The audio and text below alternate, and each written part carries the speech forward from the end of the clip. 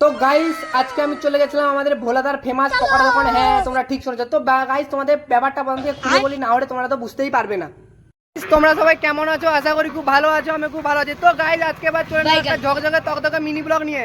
তো গাইস আজকে ডেটটা হলো 25/32/2023। আমি এসছি কোথায় দেখার জন্য, এই দেখুন এই আমাদের গ্রামের ফেমাস ভোলাদার দোকানে গাইস। আপনারা দেখতে পাচ্ছেন এখানে ভিড়টা ঠিক কতটা, মনে হয় হাওড়া জংশনেও মনে হয় এত ভিড় হয় না, এই দোকানে এত ভিড়। তো গাইস আমি চলে গেছিলাম আমাদের ভোলাদার ফেমাস হরিণের তৈরি পকোড়া খাওয়ার জন্য আর কি, যাই হোক। তো গাইস এই হলো আমাদের ভোলাদার, দেখি না গরম কেরোসিন তেলে এখানে পকোড়া করছিল আর কি, যাই হোক। আর গাইস এই আমার হলো ছাগল বন্ধু।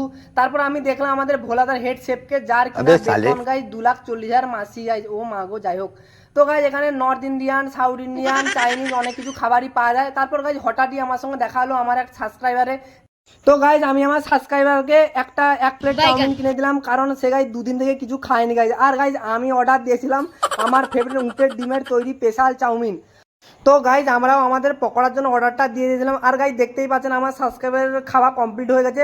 তারপর গাইজ অবশেষে 2 বছর অপেক্ষা করার পর আমরা শেষে আমাদের পকোড়া গাইজ পেয়ে গেলাম। গাইজ আর একটা কথা, গাইজ শিয়ালদহ স্টেশনের টিকিট পেয়ে যাবেন, কিন্তু গাইজ আমাদের ভোলা দোকানে গাইজ পকোড়া খুব সহজে পাবেন না গাইজ।